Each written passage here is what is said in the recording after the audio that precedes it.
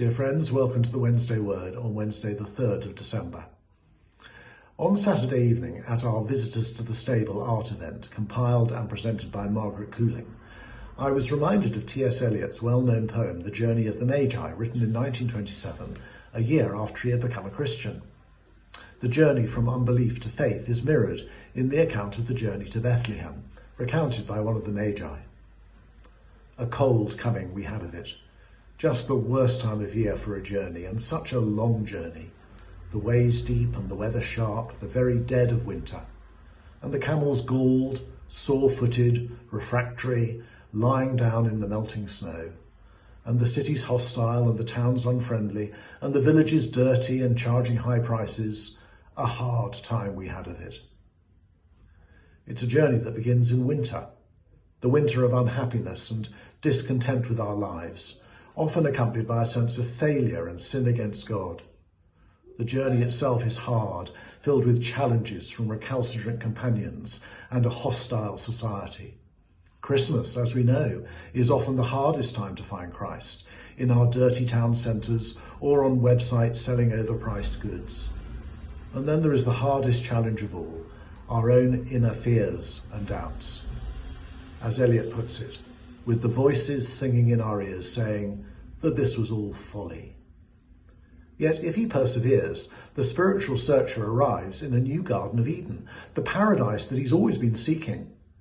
But it is overshadowed by 3 trees, reminding him that entry to this garden is only through the death of Jesus on the central tree.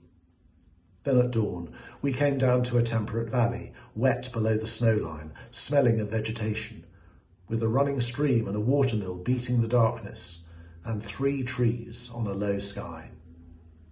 When the Magi finally arrive, the stable is unremarkable, and arriving at evening, not a moment too soon, finding the place it was, you may say, satisfactory.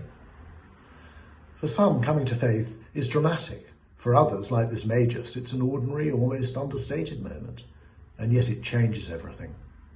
Looking back, he realises that this birth involved death, not only Christ's, but his own. All this was a long time ago, I remember, and I would do it again, but set down this. Set down this. Were we led all that way for birth or death? There was a birth, certainly. We had evidence, and no doubt. I had seen birth and death, but had thought they were different. This birth was hard and bitter agony for us, like death, our death. Life is never the same again for those who find Jesus, because when they come to him, we not only discover that he has died for us, but that we too must die. Our old way of life must end, so a new one can begin. God then sends us back to our homes and our jobs and our families, but now as those who belong to another kingdom and worship Jesus as Lord. We returned to our places, these kingdoms, but no longer at ease here in the old dispensation, with an alien people clutching at their gods. I should be glad of another death. As we begin Advent, we are reminded that the journey to Bethlehem always leads to the cross. May we be willing not only to seek Christ this Christmas, but to die with him, and so to truly live in him. God bless you today.